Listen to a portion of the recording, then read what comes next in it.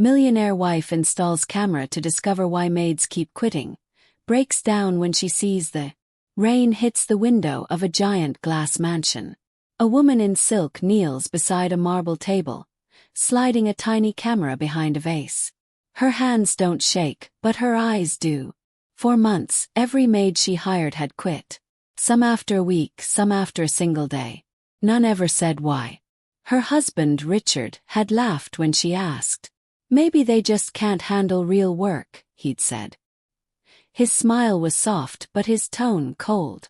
That night, she sat alone in the dark, watching the footage blink to life. The maid walked into the hall, carrying folded sheets. Then came Richard. He leaned too close. His hand brushed her arm. The maid stepped back. He smiled again. The same smile he used at dinner. Clara didn't cry. She saved the file and every other one. Then she called the agency and said calmly, "Send me another maid." 3 nights later, guests filled the dining room. Laughter, glass, and gold filled the air. The new maid entered, nervous, small. Clara tapped her phone under the table. The big screen on the wall lit up. The laughter stopped. Gasp. Then silence. On the screen, Richard's face appeared. His voice low, his touch unwelcome. Clip after clip played. Proof. He stood frozen, eyes wide. The guests stared at him, then at Clara.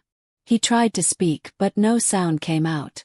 The glass slipped from his hand and shattered against the marble. Clara didn't move, didn't speak. She just watched him crumble beneath the weight of his own lies. Later that night, when the last guest left, she walked back to the same vase. She pulled the small black camera from its hiding place. The storm had stopped. The house was quiet for the first time in months. She placed the camera in a drawer, closed it gently, and took a deep breath. No revenge. No words. Just peace, and proof that silence can be louder than screams.